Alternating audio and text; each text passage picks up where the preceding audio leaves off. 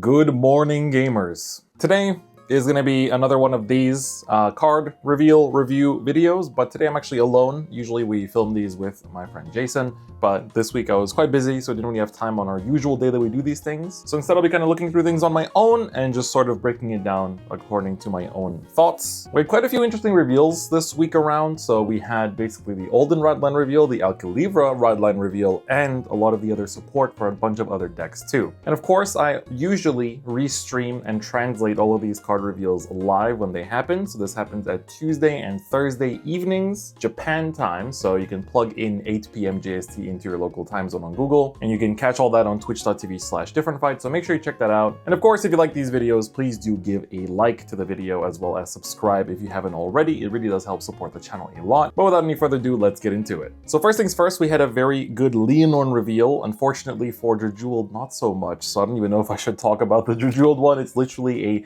10k shield that provides soul, so don't really think you have much space for it. But Ladras, the grade 2 for Leonor, is really good. It basically says that you, even on turn 2 or turn 3 when you call it, you CB1 to look at top 7 for a Leonor and add it to your hand, and if you didn't, you draw a card. So no matter what, you are getting something out of it, which is really nice. You get a card draw, you get yourself a search if you do hit it, which is very nice to hit your Vivace especially, and your Persona rides later down the line. And what's important is that you can reveal the Radline Leonor, so you can call this on turn 2 as well. The other effect is basically if you have 2 or more grade 1 less back row rear guards, it gets boost and 5k power and shield on both players' turns, which is really good. So it's basically like Broccoli, but in my opinion, it doesn't replace Broccoli. I feel like you probably want to play both Broccoli and this guy in the same deck, just because it feels like it's very good. You can have between like 6 to 8 10k shields and cards that you can drop early and convert that CB into plus very easily. Broccoli gives you just a random draw, whereas this lets you search and then draw. So it's kind of nice because they both provide a similar function, but of course, while you still have Leonorns, it is good to have the search. So I think a lot of Leonor mains are testing, just trying out both of them, and I do think like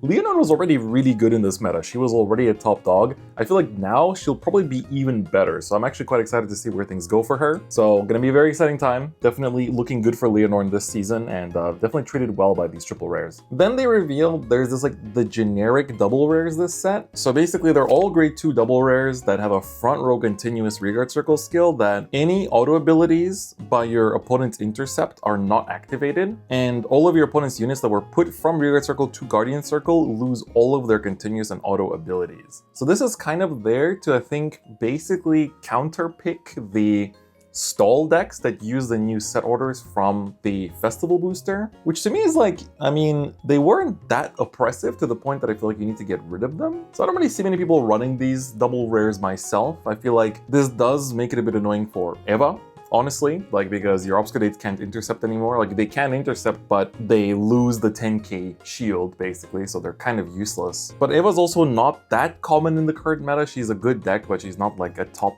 tier 1 or anything right now. So I'd be surprised if people really cut the slots for this. I feel like maybe in like a custom side deck format or something, this might be fun to have, but otherwise not really worth your time, I think. Then we have some really interesting support for none other than Omio. So Omio is a deck that I always feel like in design should be good. Sorry, let me get a sip of my good old morning coffee. I love this cup, by the way. I got this at last year's Pokemon World Championship, but it's got like the Worlds logo, and then I got like little Pikachu over here. Derek is going to Pokemon Worlds this year too, and I feel like this, I want more of these. This is like the perfect size. You get like, I get my whole coffee in here. It's just perfect. Anyway, good morning. But now back on topic. So the Omio support seems good, and also like the deck itself I feel like should be decent. I'm kind of always surprised that Omio isn't doing better. I feel like nobody just plays the deck, but the deck in theory should be strong. So the double rare they got basically says when it attacks, if you have 2 or more different trigger types in your bind zone, then it gets plus 5k and you can energy blast 3 to draw a card. Now, 2 different trigger types for Omio is like breathing air. It literally gets that by default. So it's essentially a 15k attacker that draws you a card for Energy Blast 3, which is, in my opinion, a good card. You don't restand rear guards in the deck as far as I'm concerned. I remember the masks, basically it kind of like nullifies triggers, and it's a restanding Vanguard by putting in rears from, into your soul, kind of similar to Greedon. So that card looks really good. And the other one is when put from rear into soul by your Omio, then you can give 2 units plus 5k. So you can kind of like give the Vanguard plus 5k because because it's for the turn and it'll be restanding, I suppose. But I think I need to check. I can't remember if Grigio's in soul ability is after the battle or on attack. So if it's on attack, then this 5k will basically function twice, which is very good. But if it doesn't, might be a little bit sus. But the double rare is really good. The double rare I really like. We also had the Vajirula starter deck announcement for English. I made a whole separate video for that, so that'll go up somewhere this weekend. But definitely a huge banger, very good starter product. I'm always happy to see it. Then a lot of the quick start decks got their support cards, like the Ashterm one, for example, like lets you recycle the Ashterm and then look at top 5 for, what is it, like is it the order? Or is it like I'm pretty sure it is the order. But a lot of these are like top 5 search for one specific card. It's like, all of these cards should have been in the quick start decks to begin with. Like, they messed up by making the whole thing vanilla in the first place. It launched a whole series of new discourse recently, which that'll be in the video coming up. But I don't even want to really talk about these. Like, I'm so disappointed in what has been done that I just not really having it. Then Hexaorb got support. So this set is really interesting because there seems to be no generic triple rares. Every triple rare is like supporting a deck, and a lot of the double rares are supporting old decks. So it's actually quite cool because a lot of these old Radlines suddenly get revived a little bit. So we have a Sorceress support. So basically it's a CB1 search for a Hexaorb from your deck, which is a double rare, which is kind of, I know the Hexaorb players don't like it because it shuffles and it feels like that defeats the purpose of the deck, but it's also kind of crazy that they printed this exact card way back in, what was it, like original DBTO2 or DBTO3, which searched the specific, original Hexaorb. But now because the new Hexaorb doesn't have that name printed by default, it cannot be searched, so they needed to print a new one basically. So I feel like they could have slapped another effect onto it, like come on, why are you printing a 2020 one card in 2024? Like, come on. And then you basically got like another grade 2 common that essentially is like, lets you peek at the top and put it to top or soul, and then another one that lets you ditch a card from hand to reveal top, and if it's a sorceress, add it to your hand. So it's like, doesn't even plus. I feel like you could let Hexaorb have a little bit more, right? Like if you really want to support these decks, like at least make the support proper. So again, a little bit disappointing. The Zorga support that they gave us also seemed like okay. The main one, I guess, that kind of like got people's attention is a double rare, which is the grade 1 that as long as you have a Zorga Vanguard, so it doesn't have to be the,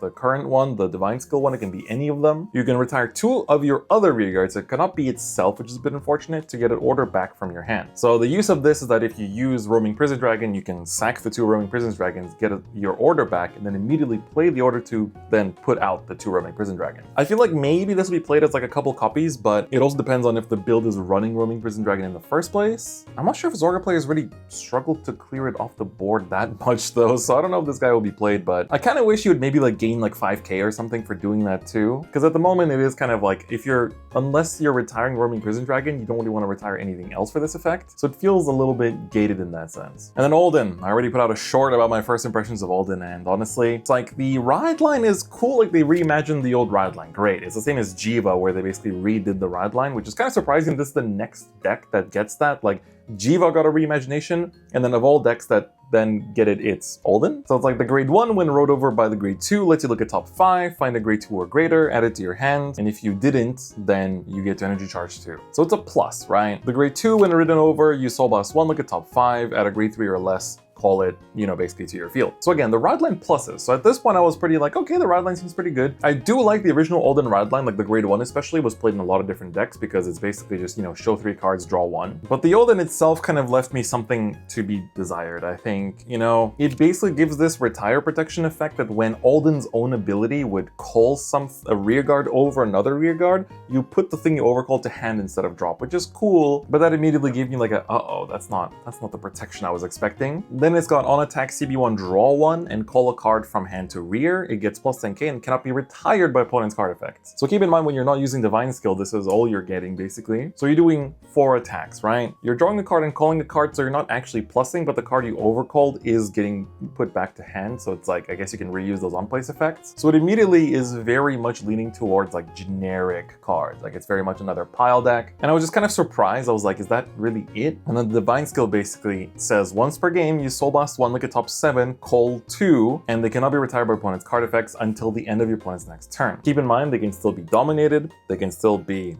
bound, they can still be locked, they can still be bot deck, that I already say that, bounce to your hand. Like virtually any other removal other than retire. I feel like if you're the destined one of protection, you should be protecting them from everything. Like I kind of expected ladder effects basically on these, or for it to be Dial Liner and just give shield buff to every single card in your hand, or like maybe grade 2 or above or something like that. Or just grade 1s, right? Like anything, right? Literally anything. We did get, it seems like each and every one of these new Divine Steel units basically get an order. And the reason why I say basically is because the Brandt Gate one is kind of not exactly the same. But Alden's one is like, you give your Alden the skill that when it attacks combos 1, choose a card from hand and call it. So keep in mind, this one doesn't draw. So you do get 5 attacks. You do get to put back both of the things you overcall because you're giving this skill to the Alden, so his first effect allows you to get it back. But this order is literally a -1. You're actually losing a card from hand, so they're basically telling you play this deck as aggressive as possible. In which case, I'm again like,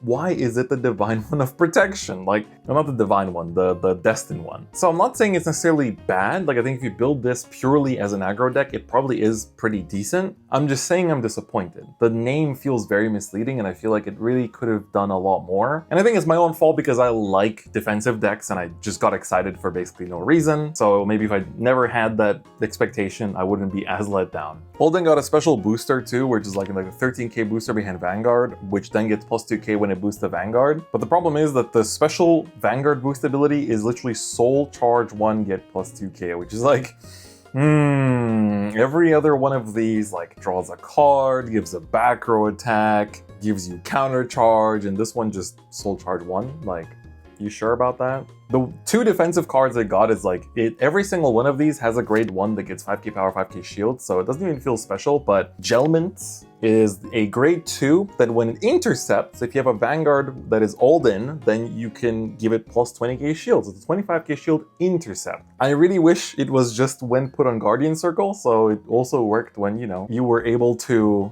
guard with it from hand, because this also means that they literally, we just talked about the generic double rares in this set, which basically, you know, stop your opponent's intercept auto abilities from activating. So in that case, they actually printed an Alden counter in the same set as Alden, and it's not like Alden's intercept ability is that insane or anything. So to me, this was like, I don't know, this was pretty disappointing. The only card I was quite impressed with was the triple rare Ronel. So it's an on-place Energy Blast 4 draw card, which I was already like, you know, Guncycler's Energy Blast 3 to draw a card, and this is like Energy Blast 4. It's a bit weird. But when you overcall her with your Alden ability, you give the unit that was called plus 10k. So that's already good. That makes the multi-attack scale at least. And as long as your opponent's on grade 3 or greater, you can Soul Blast 1 to stand another rearguard. So even if you don't use Alden's order, and you just go like rearguard swing with one of them being her, and then you go Alden swing, Alden skill, call over her, then she will not only buff that thing you called by 10k, but she's also going to Soul Blast 1 to stand the other thing that attacked. So for that reason, I think just this card alone might save the deck. I think the order might be bait, honestly. I think CB1 for a -1 just for an extra attack just doesn't seem great to me, but she might save it. She's literally the only hope I have for this deck. And I really wouldn't mind Alden being good. I like the design. I think it's cool. Even if it's not the defensive deck I was hoping for, if it's just like a, you know, a big aggro deck, that's also fine. But anyway, enough complaining about Alden. They also showed a very surprising announcement that all of the Divine Season 2, you know, characters, the new Fated one user, or the new Divine Destined ones, Divine skill users, they all basically get a SER marker. So you basically have each of them. I like the Kyoma one quite a lot, so I think if I do pick up any, it's probably going to be Kyoma. But honestly, I don't want to use these too much. Like, I have some pretty cool rare ones, like the Snack one that he gave me, or like this one you guys will have for the side event is also really nice, but I don't really use these too much. I still prefer using just like the Snakes and Ladders for the most part. I kind of just hope they release more versions of that. So that was another interesting little announcement. Magnolia got a couple support cards. I was actually messing around with Magnolia on stream the other day, and the deck is actually not too bad. So basically the 2 cards that there's a grade 1 double rare that end of its own battle. If your Magnolia Vanguard is grade 3 or greater, you Energy Blast 3 to stand this, but it can't attack anymore. So you basically, what you do is you swing with it, you Energy Blast 3 stand it, and then you boost with it. So I don't know if you can put this behind your Magnolia Elder, I guess, and then like swing with it and then boost with it, because your Elder is always like tiny. So maybe just to make your Elder not 13k, that's could be something. And then the grade 2 is kind of cool, where it's when it attacks, as long as you have a grade 3 or greater Magnolia, you energy blast 2 and give 2 other rear guards plus 5k. And it gives them for the turn, which is like, it's actually not too bad, and like you don't really have too much energy use in the deck to begin with. So honestly, like just making your inlets hit for 23 might be an idea, but this thing on itself doesn't gain power, so it's 15 anyway, so it doesn't feel that good. I think the grade 1 is actually like, might be used as like a 2-over or something, but the grade 2 I don't really see as much. And then of course, the big hype for me on the Thursday was the reveal of the new Brandt Gate deck. And I wasn't too big of a fan of like the grade 3 art per se, but oh my god, the starter, just the starter. Look at this thing, it looks so good. This is like, next to Goyusha and Eva, this is probably my favorite Brandt Gate starter, period. It looks super, super good. I'm honestly very impressed with how nice it looks, considering the fact that I didn't really like too much at like Impauldio's own art. Well, the whole Ryland just looks like Star Driver to me, which is just great. I really like Star Driver when I watched it like, god, 12 years ago? How long has it been now? But anyway, this is a very unique deck because the grade 1, when you ride it, it reveals the Impauldio in your ride deck, and then it puts a system code XC token into your order zone. And so this is the first Brandt Gate deck that isn't Messiah that doesn't function around searching a set order and setting it and using it. I'm also filming this with like completely natural lighting, so if the sun starts to randomly set, it's gonna get a bit darker, but I hope you guys don't mind. But anyway, what is this token? The Exceed token basically says, in the order zone, it doesn't let you ride anything but Impauldio as grade 3s, and you get a self-renovation gauge. It's a very nice name considering what it does, which is every time you take a damage during your opponent's turn, you can choose a card from your drop zone and put it face up as a self-renovation gauge. So just put it like on top of the order or next to it basically. And if you have 3 or less cards in your gauge and you checked something in your damage check, you know, when you did the check timing, that wasn't a trigger, you give your Vanguard plus 5k for the turn. This is literally the Vanguard 0 defensive mechanic, which is really, really cool. So even if it's not a trigger, it's 5k. But of course, if you check a trigger defensively while you are at 3 or less gauge, then you're not going to get the power increase. However, if you have 4 or more cards in gauge, then no matter what you damage check, your Vanguard gets plus 5k for the turn. So if you check a trigger, it's plus 15k. So this is really cool. It's a defensive mechanic, which like, I'm really surprised that this is not the, you know, the Destined one of protection. It's a defensive mechanic that isn't a order, so you now have space in the deck. You don't have to run orders. Unfortunately, a lot of generics in Brandt Gate are order based, but at least you still have, like, this counts as a set order. So at least stuff like Bobo Mine will still work. Is this the first set order token as well? I'm pretty sure it is, right? So it's already quite cool, but then they showed support that of course helps you charge that gauge much faster and rewards you for charging that gauge as well. So the grade 2 says when you ride over it with Impauldio, you put a card from the top of your deck to your gauge, and then you can choose one card from your gauge and add it to your hand. So you can choose not to put it if you want to build up the gauge and get the defensive effect going faster. But this is a +1, so usually you are going to want to take it, and especially if your opponent attacked you and you could, for example, ditch your Persona Ride early, then put it into your gauge for the first damage check, and then after that you can use the ride and just add it to your hand. So for that reason, I think it's pretty cool. And then of course Impauldio itself, so the sort of generic effect that it has that you can use all the time is CB1. You choose a card from your drop zone, put it face up as the gauge, then you look at top 5, you call it grade 3 or lower, which is really nice because it digs through the deck and you do plus from it. And then it gives itself the continuous effect that for every 2 cards in your gauge, your front row gets +5. So essentially, you're usually going to be on 4, I think, by turn 3, I think, realistically, thanks to this effect and the rear guards and stuff. So you're getting a +10k buff on like turn 3 going first, which is already pretty good. And you don't have multi-attack in this deck, but the rear guards are still quite impressive. So the Divine skill, which is when your opponent's on grade 3 or greater, as long as you have 4 more cards in your gauge, you CB1, discard 1, and then it gets an extra crit and +2 drive. So you're doing basically 4 drives, which is really cool because it kind of mimics Varga. So Varga technically does 4 drives a turn when he uses Divine Skill 2. This does 4 drives as well, but has the crit pressure, and it's got the power gain from all the gauges, and it also has, of course, the extra crit, which I think is also going to be very threatening. So it might not even mind going second too much, because going second, you build up more gauge because your opponent gets to grade 3 first, you take more attacks, and then you get to proc more gauge, and then we have more things to choose from to take from your grade 2 ride line as well. The support, like, there's one rear guard that's really insane, and then the other ones are kind of like all over the place. There's a grade 1 that after it boosts, as long as you have 2 or more gauge, you send it to soul and retire an opponent's grade 1 or lower, which is cool. It's free, it builds soul, which is kind of nice. There's a grade 1 that's like gets 10k if you have 4 or more gauge, so it's like just a big beater, right? I mean, if you have 4 gauge, this is 18, but then you also get a +10k buff to your front row, so it's 28, like on what?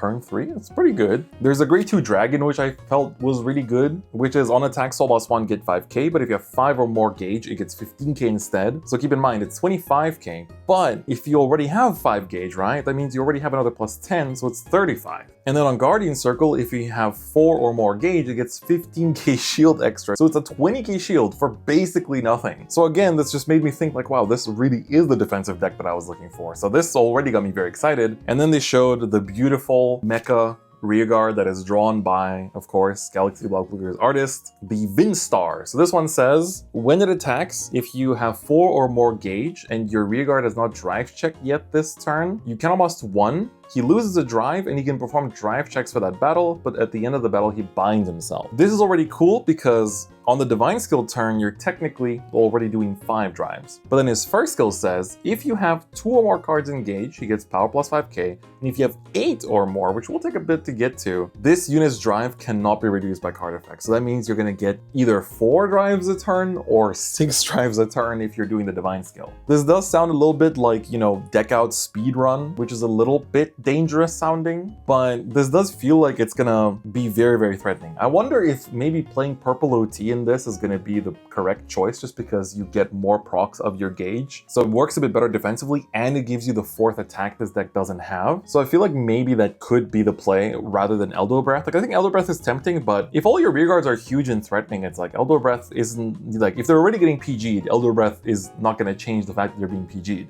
But the reason why I like Purple OT in this is that Impauldio's continuous effect will apply to the thing you call from the Purple OT. So I think for that reason, I do quite like Purple OT in this deck. But yeah, this rearguard is really good. This rearguard is really, really good. And so far, I do think we could have had a bit more rearguards. It feels like the draw power is a little bit sus in this deck, but you drive check a lot, so I guess that's where it kind of comes from. I'm a little bit worried about deck out, so it'd be kind of nice to have some way to replenish the deck a little bit. So maybe we're going to play the Brandt Gate generic, you know, just to help dig for this grade 3 as well. And there's nothing that uses energy either, or soul for that matter. So I feel like maybe, I don't know, do you want to run something like Habitable Zone in this? But there's no set orders you really want to search for. Maybe Dock just to make your grade 2s be able to boost, I don't know. I feel like in terms of like generic stuff you could slot in, there's definitely like space for a lot of things. Guncyclers just to use energy, I suppose, could also be the answer. And it feels like this deck has a lot of deck space because it doesn't have to play set orders too. So very excited to cook with this deck. This has to be my 2nd favorite deck so far from the set. First place definitely goes to Alcaliva. I've been playing so much of it and really, really enjoying it. But this stuff is pretty cool. And finally, today, literally as I'm recording this, they revealed a couple of cards of support for Buff Sagara. Would you look at that? They remembered my girl. Unfortunately, still no multi-tag unless you use Purple OT or Drag Fate, I guess. But she got a double rare that when you call her, she looks at top 5. And if your Vanguard is a Sealed Blaze, then you can choose a card with the Overdress ability or the Dress Boost ability or an Arms Order and ditch it. So it lets you ditch your Trick Moon, it lets you ditch your arms, then equip them or call them and stuff like that. Or also your, you know, the Vare Lord. I always forget the name of that one. And the second effect is when your Vanguard is armed, you Energy Blast 3 and call this from dropping, gets plus 5k, which is very good. I mean, you don't have to use CB or Soul anymore. You just call it out for basically energy, which is very nice. And then it also got a grade 1 that can intercept and gets power plus 5k and 5k shield, but doesn't intercept from back row. So I guess you can call this from Buff Sagara's Revive effect, but that's about it. And so that does it for this week's reveals. Today, you know, I was just alone discussing these, but it was quite fun. I'm very excited for Impauldio, very excited for quite a few things in this set, but the set also doesn't really have any generics, so it's going to be very interesting how it's just like only the things being directly supported in this set are getting the support, it feels like. And from the new ride lines, I mean, we haven't seen Lyrical yet. I guess we'll see how things end up. Next week, we will not be recording a video like this. I will just do my first impressions of the set on Wednesday/Thursday, so you can look forward to that. And starting from next Thursday, they're going to start the Stride deck set reveals. So we're going to get Night Rose and her like ride line plus a couple of rear guards already next Thursday. So I'll be streaming and translating that on Thursday, so you want to tune into that on Twitch. And then I also expect them to do the Harry stuff maybe the Tuesday after. So probably in 2 weeks time when I make this video with Jason, we'll probably be talking about the first wave of the Stride deck set reveals. Very excited for those. August will be very fun playing in this DZBT04 meta. And then we get the Stride deck sets added onto it in September. And then October is going to be Divine set 5. So it's going to be a very interesting pattern. We don't know what's coming after that yet, though, if I'm not mistaken. So I wouldn't be surprised if they maybe throw another like triple drive booster at the end of the year. I feel like it would be smart to release something that would sell well before Christmas. So I guess we'll see. But anyway, this video is getting pretty long. I hope you enjoyed this discussion. As always, if you liked the video, give it a like. And if you haven't already, please do subscribe. And if you want some bonus content, some first perspective POV fights, make sure to become a YouTube channel member and get access to that as well. But with that, thank you so much for watching, and I'll see you guys next time. Bye-bye.